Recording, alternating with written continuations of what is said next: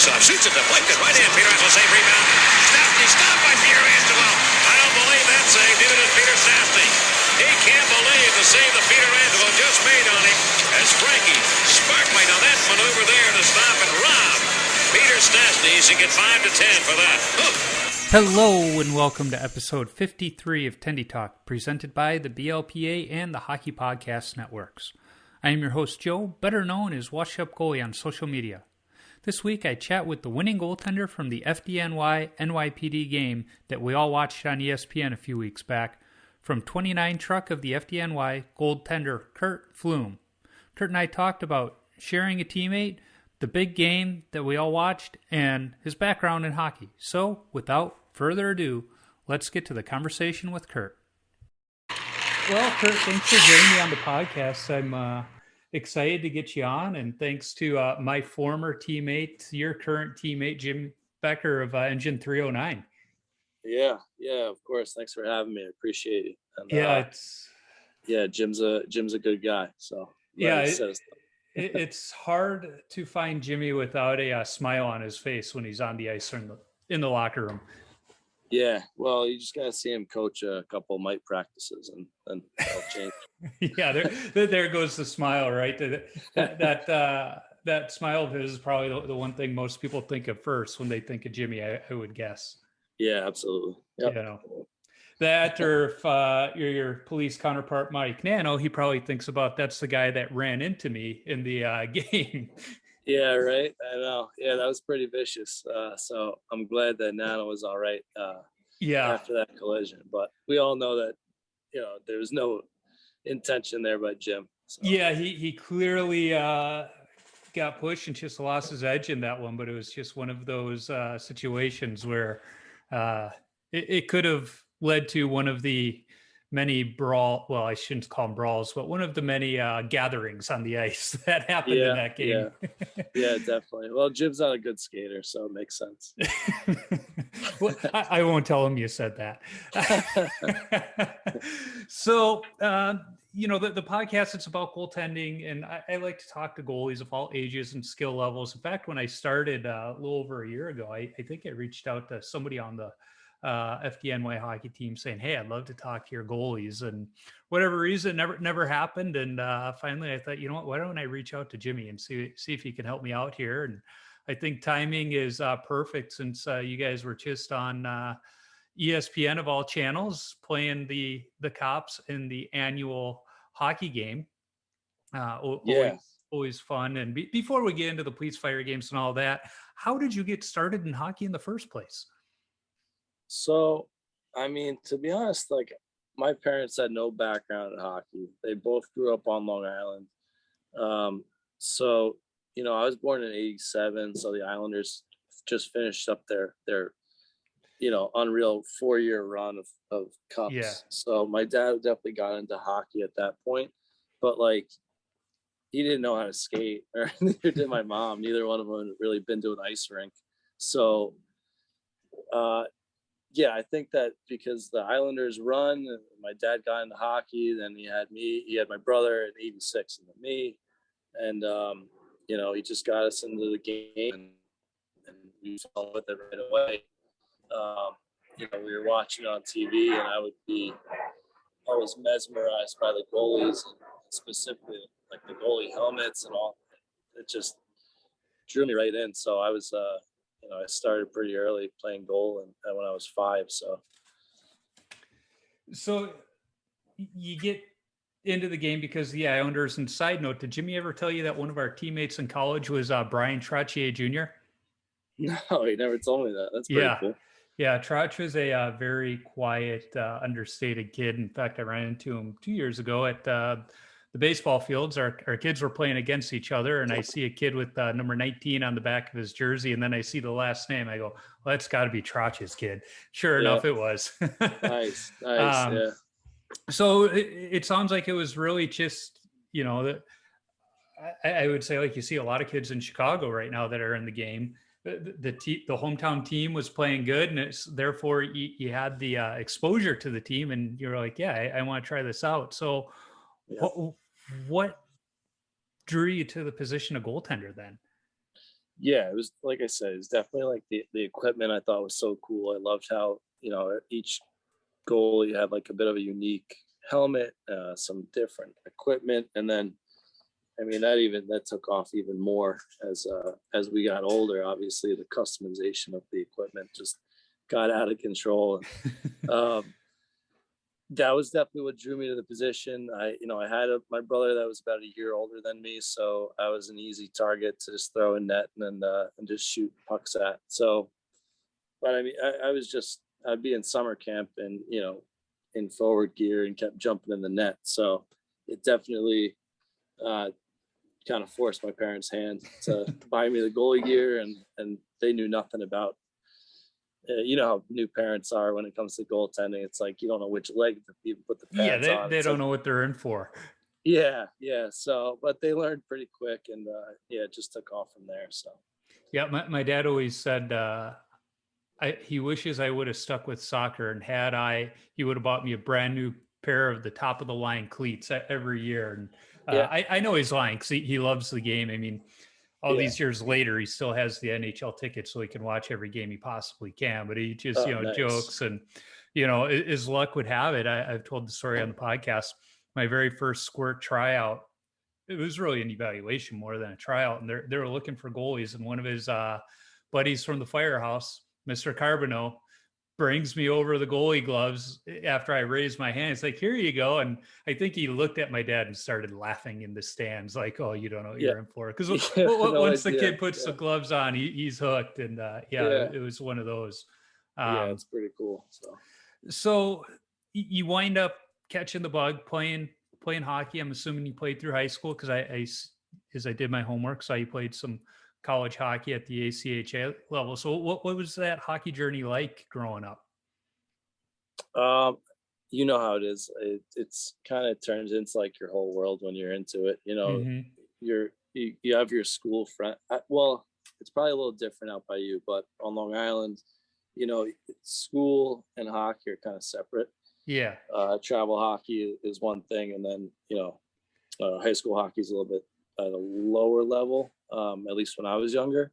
So, I had my school friends and I was pretty close with them, but you're just always a little closer with your hockey friends just because I think all the sweat and work that you put in together kind of brings you together a little bit more, and the hockey tournaments and the time you spend in hotels and all that stuff. So giving up that spare time on the weekends to travel wherever the heck you're traveling to, it just brings everyone together a little bit more. So I played throughout high school and continued on through college, and I started out at Hobart I was there for 2 years. I didn't play for the D3 team there, but had a lot of good friends up there, and wound up transferring down to Delaware and played there, and still have a couple of my best friends that are I played with at the University of Delaware. So it's been a journey, and definitely wouldn't trade it for anything else. All the time spent in the car traveling around or whatever, and giving up some party time, but it's all worth it in the end. And yeah, and you mentioned that time in the car, and like Jimmy, I grew up in Chicago, so hockey is a little more like New York and Chicago as it is where I am now in Minnesota, where your hockey association isn't connected to the school until we get to high school. So yeah, you had your school friends, you had your hockey friends. Yep. And your hockey friends just got you on a different level. It's a completely different atmosphere. Growing up, my dad was a Chicago fireman for close to 30 years and went to the firehouse every chance I got. And the closest thing that I ever found to a hockey locker room was the firehouse. Yep, there's just I've said it to a few people, and it's the way you pick on each other. If you're that guy in the locker room or at the firehouse and you're not getting picked on, you better worry, because that means people don't like you. Something's off. Yeah. Yeah, something's off. Sure. But at the same time, either when you hit the ice or when the bells go off, you guys are you're all in it together, and everybody knows that. Yeah, absolutely. Yeah, it's just like we were saying, it's just a different bond that you have with your hockey friends growing up.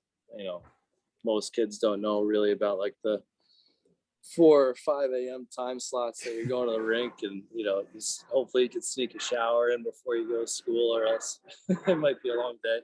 Yeah. Yeah. I remember the association I played for, every team had to have one, I think it was like a 4 or 5 a.m. practice a year, but then they always schedule you for another practice or a game later that day. So when we had that the one year, I don't think any of us took our equipment off. We just all went over to the Bob Evans and full equipment, because we were squirts eating our breakfast, and the poor waitress had to have just hated the smell. But, we're all there with our dads. It's one of those memories you have of those early morning practices, bringing the Dunkin' Donuts with, if it's your turn. And so after college, you wind up on the New York Fire Department. What made you want to be a fireman? So I had a couple uncles that were on the job that I always looked up to, and they always seemed to just kind of be pretty just happy and just real content with their lives, and I knew I wanted something that was competitive, and you kind of, like you were saying, the environment, the firehouse is just so similar to that hockey locker type of scene. And I had the opportunity. I worked for my dad for a couple of years after college. I did maybe a sales job for about a year, then worked for my dad, and then I had the opportunity to take the entrance exam for the fire department, and I think I took it in 2012. Luckily I did really well, and I got called in 2014, which is pretty quick considering for the fire for New York City. So, I got in the academy in 2014, and in the dead of winter, it was absolutely freezing, but made it through. And, that was another great experience where you develop some, lifelong bonds with some of the fellow probies. And then I got to the firehouse in May 2014. I'm in ladder 2-9 in the South Bronx. And, so it just kind of all worked out as best as I could have hoped, and I couldn't be happier where I'm at. So that's awesome. I was wondering if it was one of those, the family business stories, and it sounds like it was. Maybe Dad wasn't on, but you had enough of the family members. I look at my family. There's my dad, my uncle, who actually introduced my dad to my mom, because they were on before Dad got on Chicago. He was in the suburbs, and he introduced me to my mom. And as my dad jokes, he hasn't forgiven him yet. I have a cousin on the job. I had another cousin who didn't make it through candidate school. I had a great uncle, my dad's cousin over in England. It was like you could just go through the family tree, and there's apples falling all over the place into the firehouse. When I was graduating high school, it had been about 5 or 6 years since Chicago gave an exam. So I told my dad, it's like, let me know when they're giving an exam. And of course, rumor had it was going to be within the year. So went through 4 years of college, got married, and then it was about 2-3 years after we got married, my dad goes, hey, they're giving an exam. And I went, that's great, but we just bought a house and found out my wife is pregnant, so this isn't a good time to take the Chicago exam. And then it was another 8 or 9 years before they gave their next exam. And we happened to be on a Disney cruise with Mom and Dad when they were going to be given the exam. So I looked at Dad and said, yep, it's just fate telling me it's not in the cards. Not meant to be. Yeah. And then I took St. Paul's test, because they were giving it here. And St. Paul's, I think they take 30 guys a year, if that. Wow. So I didn't live in the city. I didn't have veteran status, and I didn't have minority status. So I lost 15 points before I even wrote my name in. So I knew chances were slim there. And I wound up landing 777 on the list. And one of my buddies, who's also on, another kid, grew up in Chicago, but he's in New York now, Todd Yankowski. He goes, oh, 777, that's great. He goes, I landed like 15,000, and I'm on the job. It's like, Todd, they don't take as many guys in a class, yet alone in a year here. And he goes, oh, well, then you probably won't get it. Yeah, You know? exactly. No, I was gonna say 777 that'd be a pretty good number for New York, but Yeah, um, I think 2,000 people or 2,500 people wound up taking that test, and that was like record numbers at the time for them. yeah. uh, so after you get on the fire department, you find out they have a hockey team, and I think a lot of people think that when they think of the FDNY and NYPD hockey game, they're picturing just a bunch of beer leaguers out there having some fun. And I know that's not the case. There's a lot of really talented hockey players, and you don't just raise your hand and say, "Hey, I'm over here. I want to play." They have tryouts. They have practice. You know, how did you find out about the team first of all? Trying to remember exactly how I found out. I remember. So at the time, I was coaching travel hockey in the city at Chelsea Piers, and the guy that was running that organization was pretty close with one of the players on the fire department team, Derek Kern, who's one of our um, long time players and managers too. So he put me in touch with Derek, and I think I actually had missed the first week of tryouts. I was like a little worried about that, but they were also playing in the Chelsea Piers men's league at the time, so I kind of got a chance to like see some of the guys around the rink when we had a practice, and yeah, I went down the tryout and it went well, and been on the team ever since. So I think that was it's gonna be my 8th season this year. So yeah. And as you mentioned, you know, the FDNY team does play in men's leagues, but you guys also go to tournaments and whatnot. It's not just get together for one game a year. You guys are together for the year, and you play pretty competitively at the Yeah. same time. Yeah, we play in men's leagues. This past year, we actually I'm gonna probably move them outside. There's bugs everywhere, so hopefully it doesn't cut out. So yeah, we play in men's leagues, and this past year, since the game was going to be in the fall for the first time, we were playing in a Long Island league over the summer, which I'm sure you know, like summer leagues are a little bit more like another level because you have so many college kids that come home and play in those leagues. Yep. So, this past summer, some of the highest quality hockey that we got a chance to play in against some real skilled players. But yeah, normally even like past years, we play in the Chelsea Piers League, and obviously a lot of college hockey players end up finding their way to New York City one way or another, and like that league is real high end. Throughout the year, we make trips to Toronto to play other fire departments, and believe it or not, Canada firemen are pretty good at hockey too. So those are always fun and highly competitive. And what other? We've been going out to Colorado the last couple of years, which has been incredible. Playing some semi-pro teams out there in Vail.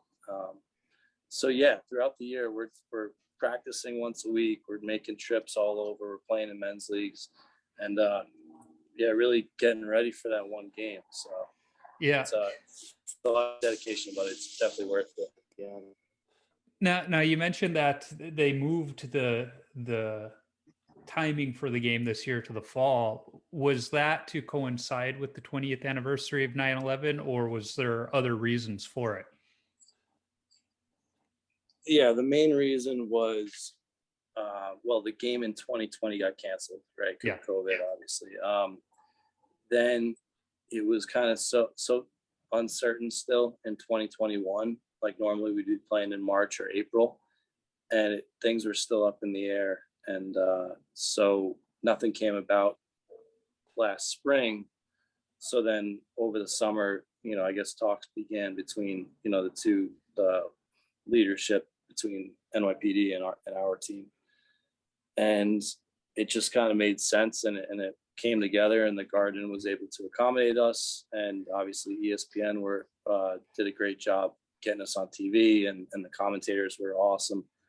And yeah, they were able to make it work for the 20th anniversary, a couple days before the actual date. So yeah, it was definitely a little more unique than normal. Like, it's always fun to be playing at the Garden with a great crowd, but this year was just that much more special. So you mentioned the ESPN crew, and more than one occasion they mentioned on how good the hockey was. It was much better than I think the average viewer was expecting. I even Spittin' Chicklets mentioned how great the hockey was. Like, it wasn't just watching live barn of the local men's league. This was some good hockey, and I think part of what makes that game such good hockey is that rivalry between the police and fire. I mean, police and fire, it's kind of like big brother, little brother rivalry wherever you are, but there's just something about that New York police fire rivalry that goes a little bit deeper. What is it that makes that rivalry so heated? Well, I mean, it's been going on for so long now. I think we're up to, I want to say, like 52 years now that we played 52 games against each other. So it's been more than that because we played each other outside like the big game every year. But as for the big game, yeah, it's been like 52 games, and it all started from the guys that started that out that long ago, and it's just built. And the support that we get from our respective departments and the fans is just, it's unbelievable. So that's probably the biggest thing that adds to it, because we could play the game every year and obviously it would be intense, but when it's in front of thousands of screaming fans it's like a 50-50 split between each side, it makes it that much more intense, and it feels like that much more on the line, so I think that the fans are like the biggest reason it's turned into what it has. And then obviously just the skill level has improved over the years, but yeah, without the guys that first started out, 50 plus years ago, and the rabid fan base that each team has, it wouldn't be as big as it is now, for sure. Well, and taking that a bit further, you mentioned this rivalry is 50 years old, we'll just say, because we like round numbers, and goalies aren't great with math because we don't like counting up goals. But 20 years ago, the game took on a new meaning and a new purpose, and that it wasn't just a game, it was a charity game to help families of fallen first responders. And I think that's maybe what makes it all the more special in recent years, and maybe leading to a few more of those fights that happen, or we'll call them gatherings. And I think that's what's really special about it is, you guys aren't just getting together to, get bragging rights for when you guys are out on the scene of something like, hey, yeah, remember when we beat you guys at the Garden? It's about more than that. The jerseys, the helmets, your mask from the game, all of those things were being auctioned off, and it wasn't to, help fund you guys to play in your leagues or go out to your tournaments. It was for charity, and I think that's what really makes it special. That you guys are just doing something fun that helps raise money for a fantastic cause, which is awesome. But absolutely. Oh, you hit the nail on the head. So that's definitely a huge aspect of why we do it. And kind of with that said, like, again, it's the fans that, buy the tickets to the game and buy the merchandise, and we sell journal ads and raffle tickets, all going toward charity, and like, without the support of our the fans and like the departments and our fellow members, like, it wouldn't be nearly as successful as it is. So it's aside from great hockey, and I'm glad I get to watch it now because I've seen the documentary Rivalry City on YouTube, and for those listening, if you haven't watched it yet, you have to. I think they do a good job of digging into kind of that heart of the rivalry, but at the same time, it's for fun and for charity and for a good cause. Yep. And in the hockey isn't the only sport that does this. You've got the baseball teams, the football teams, the boxing matches every year. But for whatever reason in New York, the hockey game seems to take center stage. Yeah, absolutely. I don't know what the reason is. I mean, I think it's better organizers. Better organizers. Maybe that's something. Obviously, we get to play in these incredible arenas that the fans love to show up to. So there's that. And then I think kind of like what we touched on earlier, like the parallels between like the hockey locker room and the firehouse, and I'm sure same thing with like the police department. Hockey is pretty unique in terms of that. I think that the members of each department it resonates with them. So yeah, that's part of it too. So this year you had a pretty sweet mask. It was a custom mask that was donated for the game to be raffled off. What did you think of that work of art? Oh, it was unbelievable. They had reached out about a month in advance, and kind of just for some ideas of what we could potentially put on the mask. And I was happy. Whatever they did, it was good by me. I wasn't gonna be picky, but yeah, the final product was just it was incredible. So it was the shout out to Richter, obviously on top, and then on each side you had pictures kind of given it's the due to 9/11 and the members that we lost on that day. So, and then on the back there was a little shout out to like Henrik Lundqvist with the heart of the USA, and it was all thanks to the Ray Pfeiffer Foundation and the artist that did that up there. Can't think of the name right now off the top of my head, but I could definitely look it up and let you know who did it. And I think it was up in Montreal. So yeah, they did an unbelievable job. Yeah. Now, if I remember right from seeing some of the older photos of you, you don't wear a Bauer mask, but this one was there, some getting used to a different mask prior to that game, or were you just like, mask is a mask, or they fit pretty much the same? Yeah, I kind of took that approach going in. Like I wasn't, obviously as regular old goalies, we don't switch masks on a regular basis. Kind of, you get used to your mask, and hopefully it lasts multiple years, as long as it can. But I went with that mentality of just, whatever it is, I'll make it work. Just don't even think about it. And I got it, I want to say about a week before the actual game. So I got like 3 practices in with it, and it was pretty seamless transition. Once I wore it a couple practices, really didn't even notice the difference. So it wasn't an issue, luckily. And even if it was, it would have gotten over it. Play the game, figure it out. Yeah, it was like in Minnesota here when they made us wear a mask to skate during the height of COVID, and it was like, well, by the end of the first skate, I had figured it out and made the adjustments I needed to. Did I like it? No, but I did what I had to. Yeah, exactly.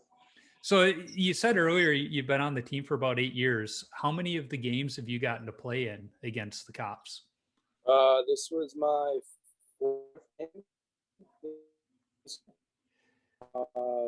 First one didn't go too well. We lost by a goal, but I definitely a couple that I mean, still this day I still remember each goal, right? So a couple I would want it back. Then let's see, the next one I got the start in went much better. I wound up getting MVP, which is great, but that went to the shootout, and then the one after that we ended up tying. It would have gone to a shootout, but I think the Knicks were on right after us, so we had to get off the ice. Oh no! So we didn't get to finish that one up. So that finished in a tie, and then there was the one this year that obviously, we got the win. So 4 games overall. And at least because of this year's game, you can now say you got a winning record against the Cops. yeah, exactly. Yeah. So, as we're working out the schedule to record, you mentioned that you've been working a lot since the game, because I think a lot of people just assume, to play in the game and practice, they just give you the time off. You get to go. But I know that's not the case. You got to make trades. You got to get people to cover your time. And because they do that, you got to cover them on a different day that works for them. So it sounds like you've been living at the firehouse quite a bit the past few weeks since that game. Yeah, it's been pretty busy, and then we started right back up already this past week.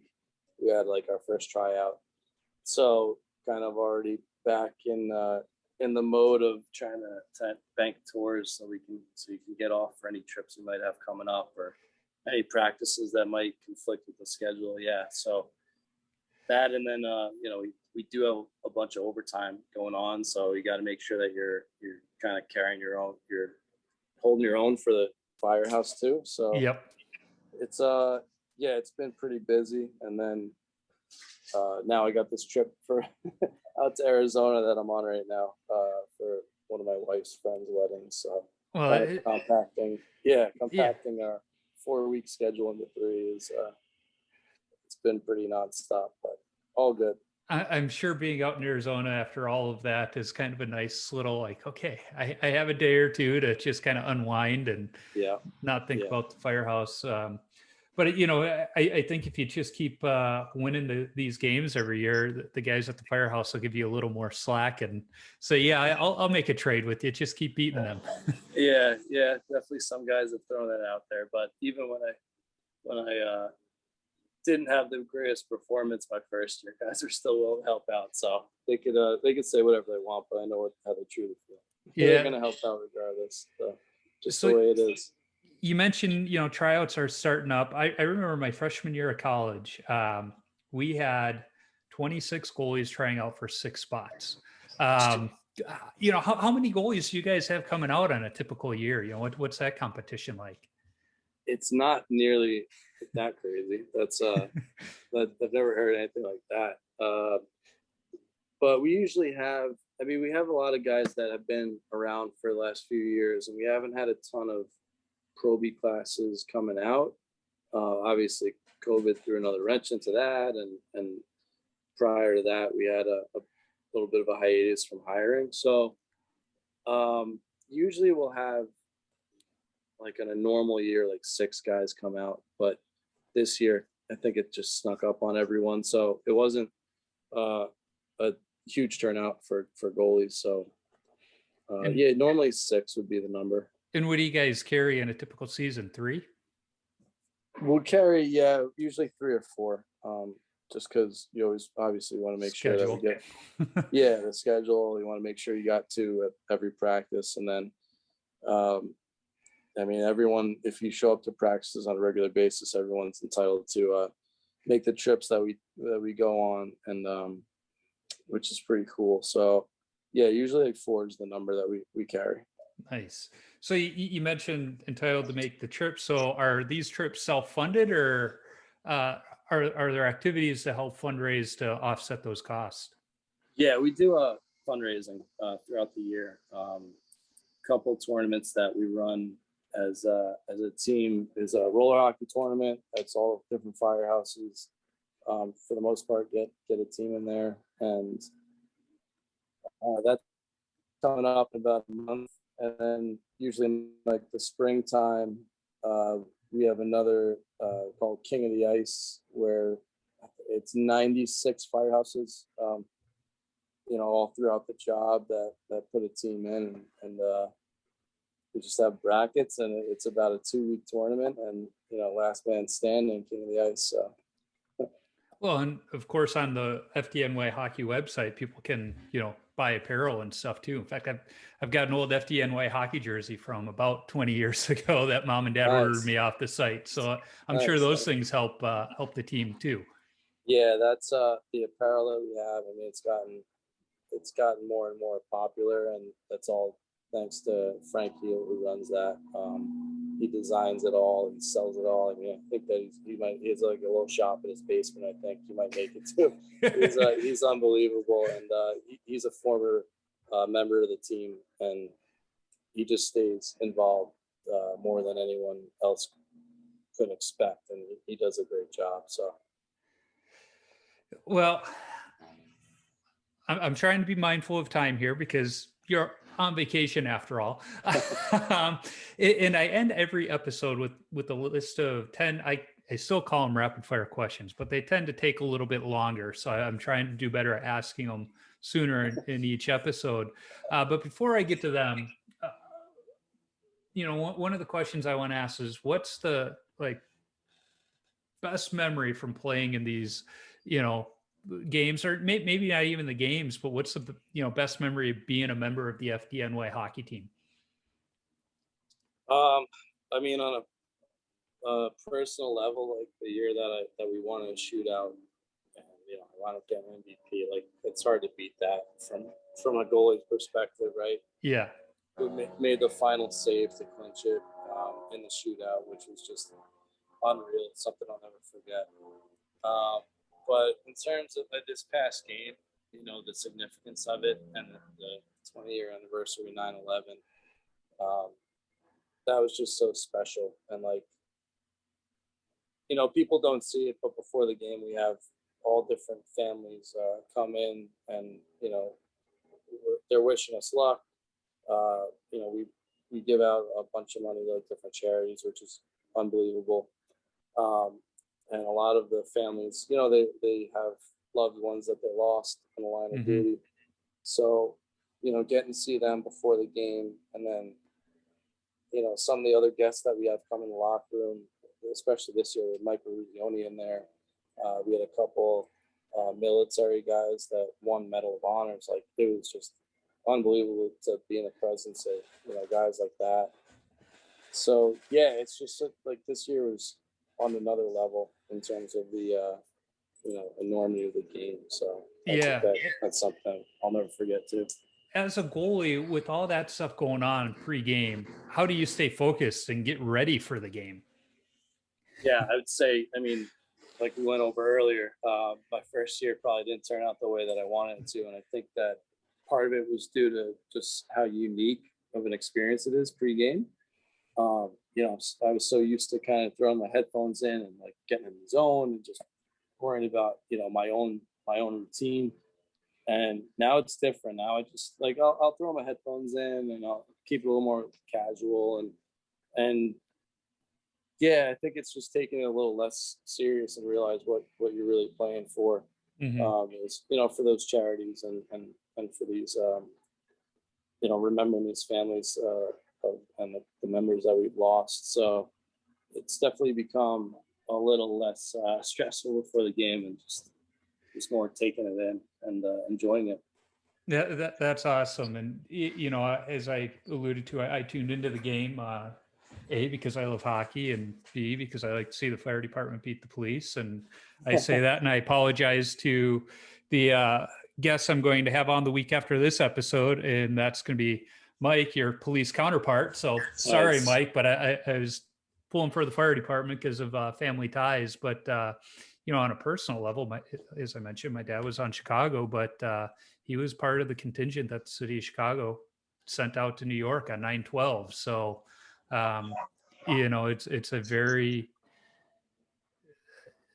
it hits a lot closer to home, because when Dad called me, I remember that phone call. I was at college and had that double ring from off campus, and that was pre-cell phone, all that good stuff. So usually when Mom and Dad called you once a week, it was a 45-minute phone call. And I remember that phone call word for word. And it was, I'm going to New York tomorrow. I said, yeah, I know. He goes, I don't know when or if I'll be back, because we didn't know what was going on. And that was about all the two of us could get out. And so to see how the department has bounced back and supports each other, and not just fire department, with the police department. That's one of those days where, when we talk about 9/11, that's when we talk about the family and the extended family. So, but a whole lot of departments stepped up and helped out a tremendous amount after the actual day. So, it's something that it makes you realize how incredible, first responders are, and just the entire country is like that. So Yeah, my dad still talks about the welders on how they Yep. they came out of the woodwork and they were coming on trucks and working arm in arm. And yeah, he's dad's got some stories that he shares every now and then. And my daughter came home from school today. She's a freshman in high school, and they have a project for history class where they have to research an historical event, and it has to be within 20 years or older. And she goes, oh, it's just under the wire. And she really wants to do her report on 9/11. In fact, I have the book Report from 9/11, one of the best books I've ever read. She's read that thing cover to cover, and she just awesome. wants to know more and be respectful of it. But yeah. So to the list of 10 rapid fire questions, I ask the same questions to every guest. So I've asked these questions to Bantam and high school goalies, to, as an Islanders fan, Kelly Rudy, Eddie Belfour, guys like that. So everybody's been asked the same question. So the first one is, what's the craziest coaching moment from your playing days? Oh man. You're a New Yorker, so I'm sure you've got to have some good ones. Craziest coaching. I mean, I was pretty lucky. I had some great coaches. Maybe more recent was playing for the fire department. We're playing a men's league game, and most teams, are lucky to even have one goalie. We have two at like a 10:30 p.m. game. And I play the first half. I come out, and like, team wasn't playing great, and the other guy goes in. And for whatever reason, our coach thought it'd be a good idea to put me back in like 2 minutes later, like I was changing on like a forward shift. I was so confused, but it worked out in the end. And once I got to know the coach a little better, I kind of understood where he was coming from. Yeah, you don't see that very often unless there's like an equipment issue or you're Ben Bishop in the finals and have to use the bathroom. No, like the other goalie, I don't think gave up a goal like while he was in there. So it wasn't like I had to go back in because we were, just falling apart. It was like a quick change, almost like a forward shift, and that was it. So look, that's one of those where you do what you're told, right? That's it. Yeah. So what is your favorite all-time goalie mask? Is it Gary Cheevers, the one with the stitches? That's who it was, right? That was. I kind of had that a bit of a replicated version of it when I was playing for University of Delaware. I loved that thing, and yeah, that original was just so cool. And so I don't know if we can curse, but bad. It was a bad helmet. So yeah, absolutely. What's your favorite rink that you've played at? And I mean, you've played at some pretty sweet ones that most of us don't get to play at. Yeah, for sure. I mean, obviously the Garden is unbelievable. On a little bit of a lower scale, when I was playing for, when I was younger, it was always fun to kind of go up and play where Providence College played. I loved that rink. Playing at the Yale Whale in Connecticut was pretty cool, with that design.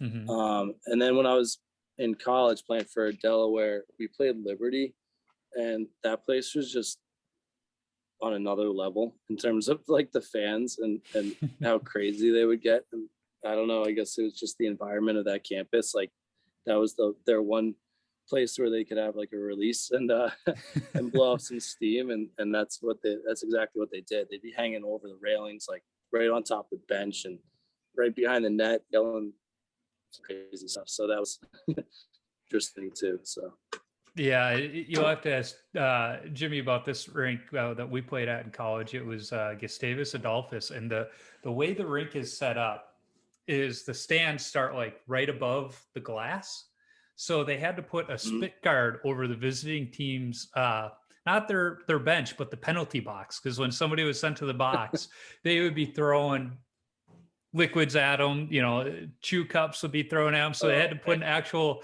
but it was funny because they'd only put it up for men's games. The women's games, they didn't have to put it up. They were a little tamer at the women's games, but they had this. So that's good. Yeah. I'm like, well, why don't you just leave it on full time? But it was like almost a pregame ritual where they'd bring the spit guard out and put it on with the fans already. It was like, that was one of them that I always enjoyed. Yeah, fortunately they don't have to do that at the Garden. So Yeah. So next question, what's your favorite stick that you've ever used? favorite stick? Yeah. Oh man. I mean, they just keep getting better and better, right? So I just started using I like the Warriors currently, and I just got that really expensive one that I had to take a mortgage out to buy. I think it's the Pro S Plus. Is that what it is? Something like that. I think so. And it's just so light, and I like the shape of it and all that. But back in the day, I remember, I like the CCM stick that had the flurry curve when I was like around the senior year. Before that, the Featherlight Sherwoods with the I think it was the Jose Theodore curve. Yeah. Like that was my go-to, the heel curve. So yeah, those are the three that kind of stand out that I kind of use consistently. I'm still a foam core holdout, so I don't have to take a mortgage out for new sticks yet, but I know it's coming. So they're getting harder and harder to find, to the point that the prices are going up on them because they're becoming harder and harder to find. Yeah, absolutely. It's kind of crazy, but for a younger goalie, like I don't think you need to be spending a crazy amount on sticks, but like No. Once you get that in your hand and you realize how light they are, it's hard to get away from it. So yeah, I don't know if I can play with the stick that light, because the first stick I owned, because I had a few association sticks, old Vicks, but the first one I owned was a Titan, and that thing was the heaviest stick I've ever had. Yeah. And so I just got used to heavy sticks because I went to Christian, which were still known for being heavy. And it's like, nice. I don't know if I can use a light one. Yeah. Yeah. With that that material on the paddle, that was the best. Well, and I've always asked people when they say they had a Christian, how often did you have to put wood glue in the heel of that stick and then put it in the vise overnight just to repair it, because you didn't want it to break. Yeah. I always joke, I said, if you never did that, then you didn't actually own a Christian goalie stick. That's funny. Nice. Yeah. So what's your favorite youth hockey memory? Man, it was always like youth hockey was just such a big part of my childhood, and obviously most hockey players' childhoods. So there were definitely a lot to choose from, but we won states when I was a squirt. I don't think I'll ever forget that. I mean, I was still pretty young at the time, so unfortunately, that was kind of almost like the peak of my youth travel hockey. But it was, I mean, winning anything like that big, you feel like at the time like you won the cup. So yeah, that was unbelievable. When I was a little bit older, my senior year, we made a good run to states, and we lost in the finals 1-0, unfortunately. I still, to this day, question whether the goal actually crossed the line. But so yeah, that's another one that definitely sticks in the memory. So the next question, what's the best chirp you've heard on the ice, off the ice, in the locker room, directed at you, not directed at you? What's this podcast rated? Is it PG or what? It's what we want it to be. I mean, I got one that I heard when we were out in Vail, like 2 years ago, and I don't think it's appropriate for the podcast. So, but you tell me how far you want to push it, because when I tell you, it's like it was like a in bed chirp that was pretty raunchy. So you tell me whether you want me to pull the trigger. I think I want to hear that one when we're done recording.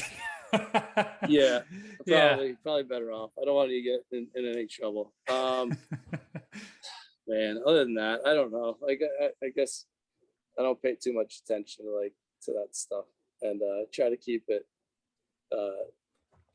all that blocked out as best as possible. But yeah, this one is tough to forget, so I'll never forget this one. That I'll tell you at a later date. But I'm trying to think of one I could tell you. I don't even know. I got nothing for you. I don't know. I'm not a very good trash talker, and I guess it's because I don't pay attention to it too much. I think sometimes the on ice chirps are pretty good, but it's usually the ones in the locker room that are even better because they're much more personal. Yeah. Oh, for sure. Yeah, I know we have some fun on the FDNY team, and one guy got caught after we won gold at the World Police and Fire Games out in LA, and one guy somehow found a tweet that one of the players' mothers put out there about how proud she was about her son, and like him with the gold medal in his mouth, and that turned into a T-shirt pretty quick. So now being on the fire department, there's not just the chirps back and forth between teammates, but I know there's the back and forth between guys on the engine versus guys on the truck, and then you got the squad guys who think they're God. So that you got that level of it too, not to mention what borough you're working in, because it's like, oh, are you working out of a retirement home, or are you actually working? Oh yeah, you got that right. Yeah, it's always stuff going back and forth, engine, truck, whether it's about cooking or what they actually do at jobs. I'm in the truck, so we obviously have the most important job there is, and the engine, if they weren't there, we'd figure it out, but fortunately we all do work as a team, so overall I think maybe both are necessary in the end. Yeah, we always joke when we drive around town with my dad, and we'll go, oh yeah, you guys saved that parking lot there, you guys created that parking lot, that foundation, that one was saved. Nice. So what's the worst post-game beer you've had? Worst post-game beer? Yeah. I'm not too picky. I mean, it depends if we won or lost, right? That's what it comes down to. That is it cold. So, that's an interesting question. Worst post-game beer. Okay, I mean, I'm not a huge fan of like Miller's. So like a warm Miller is probably like my nightmare after a loss right there. So yeah. But other than that, I mean, I've been pretty fortunate to have cold ones that get the job done. So yeah, I'm in the same boat. If it's cold, right after a skate, it's usually going to hit the spot, even if it's not something I would normally drink. And I usually like a good dark beer, but I was filling in for a team about a year or two ago, and somebody offered me a stout before the game. I was like, are you crazy?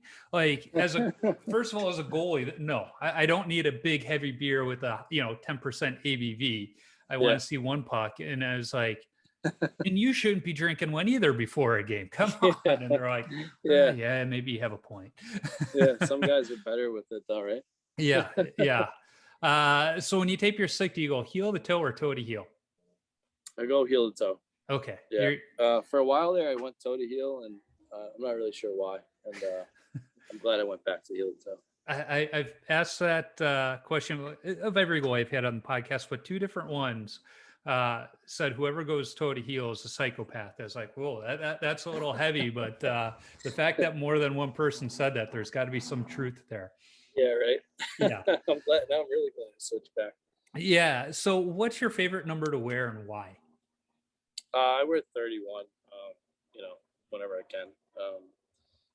Basically just a shout out to Billy Smith, obviously legendary Islander goalie. Really didn't get to play. The stories and the old game film that I've gotten to see and the stories I've gotten to hear just sounds like I've kind of always modeled my game after him, battling Billy. He was tough and unfazed and always stepped it up in the playoffs. So he's always been my 31 has been my go-to number. Now, if Jimmy would have gone into Billy Smith the way he did Mike, I think he would have fared a little bit differently. Yeah, I would say so, right? Yeah. So being a fan of Billy Smith and an Islanders fan, have you played in any of the games at Nassau County Coliseum?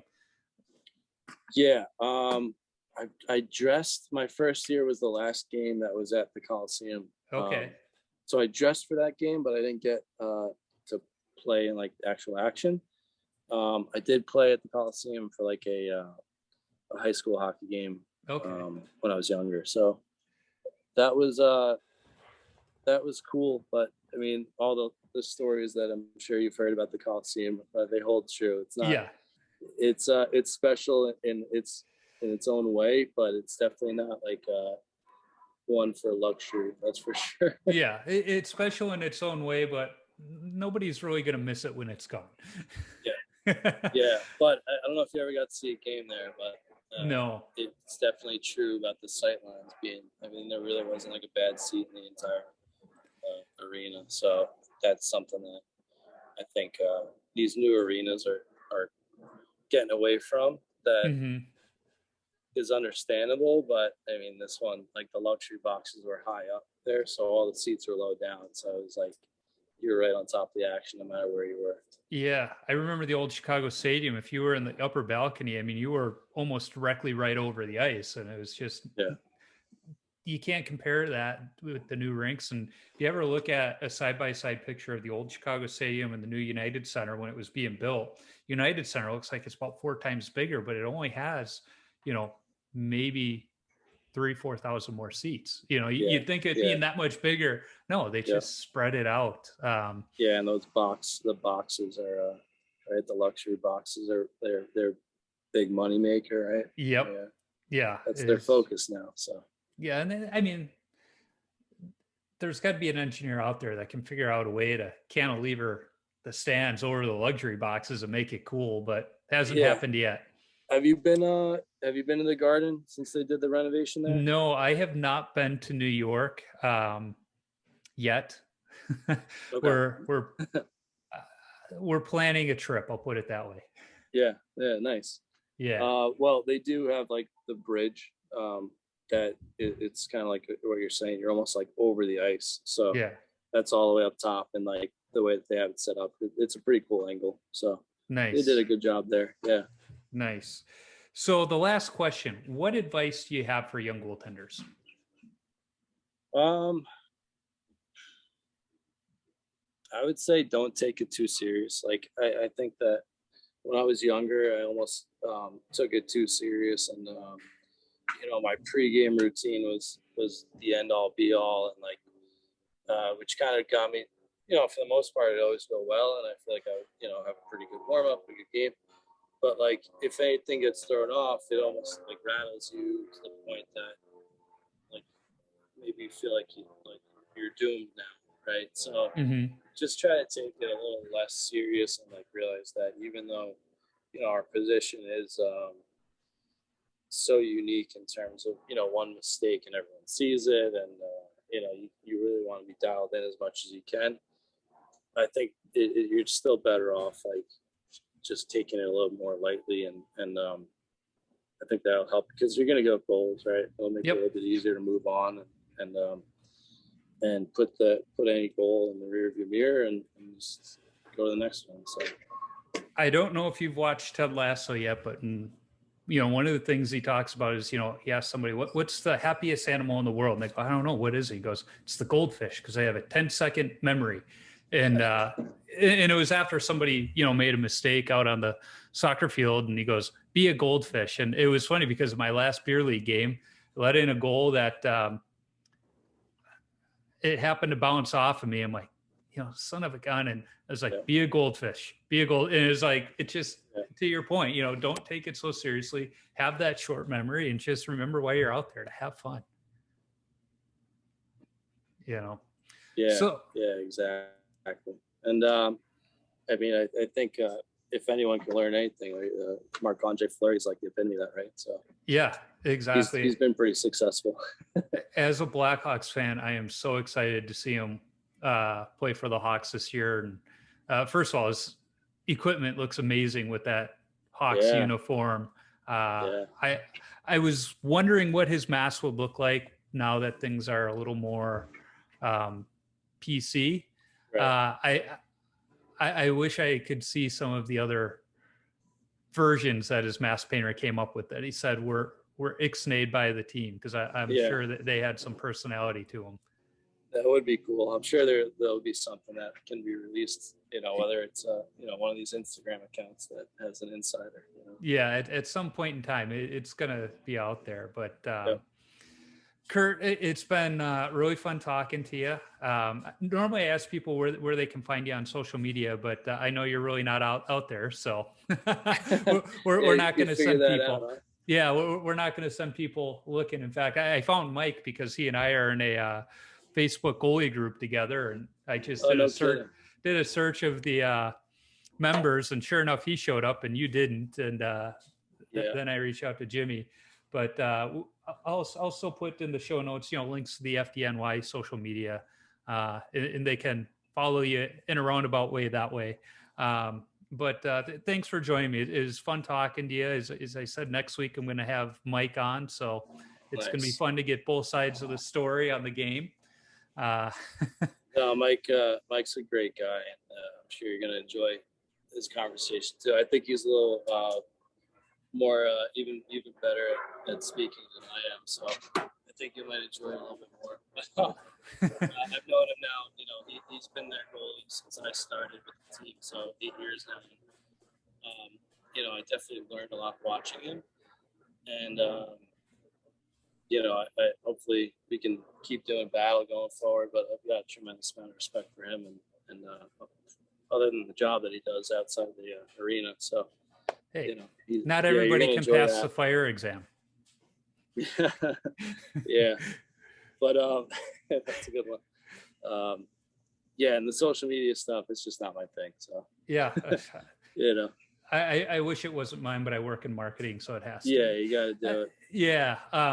But I know I coach goalies on the side, and it's like I got an Instagram account, and like these guys want these kids like 10 years old want to follow me. And it's just like, hey, let's just keep it at the rink, boys. Yeah, I have a very strict rule at work where I do not connect with any of my coworkers until I'm no longer at that job or they're no longer at the job, and then it's like, maybe I'll consider it. Yeah, there you go. Yeah, but thanks again, Mike. I know you're on vacation of sorts right now, so thanks for taking time out to chat with me, and congratulations on this year's win, and good luck in future years. Thanks, Joe. I appreciate it. I had a good time, man. Thanks for having me on. Yeah.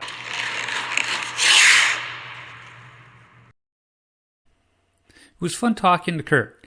He isn't an easy fellow to track down due to his low profile on social media, but luckily my old teammate Jimmy Becker helped us connect, and for that I am thankful. I'm glad Kurt and I were able to find time in our schedules to connect as well. Visit fdnyhockey.org to support the hockey team by buying some of their awesome merchandise. You can find me on Instagram, Twitter, Facebook, and YouTube simply by searching for Wash Up Goalie, and I'll pop up. Visit washupgoalie.com for some great hockey-related content, my beer league hockey video highlights, and of course, all podcast episodes. If you like this podcast, go listen to the BLPA Big Show. It's the OG BLPA podcast network show where a couple of beer league players talk beer league hockey, draft experience shenanigans, and exploits from around the game. The show is hosted by Nick Jones and other co-hosts as they arrive. Be sure to check out the full lineup of hockey-related podcasts on the Hockey Podcast Network as well. There are too many lists here, but shows like the Not Another Leafs podcast, the Devil's State of Mind podcast, and the Blackhawks on Ice podcast are all available. I need to thank the band The Zambonis for allowing me to use their music on my podcast. You can download their music on iTunes or listen wherever you stream music from. I'm working on lining up other goalies to talk to. If you are a goalie or have connections to a goalie who I should talk to, shoot me an email at washupgoalie39@gmail.com or send me a DM on social media. And let's not forget, if you are a band who wants to sponsor the show, be sure to reach out to me. I'd be happy to talk. And finally, if you like what you hear, be sure to subscribe, rate, and comment on the podcast platform you're listening on. It's a quick action on your part to help others find Tendy Talk. So until next time, keep your stick on the ice and your body square to the puck. You got picked last for every game.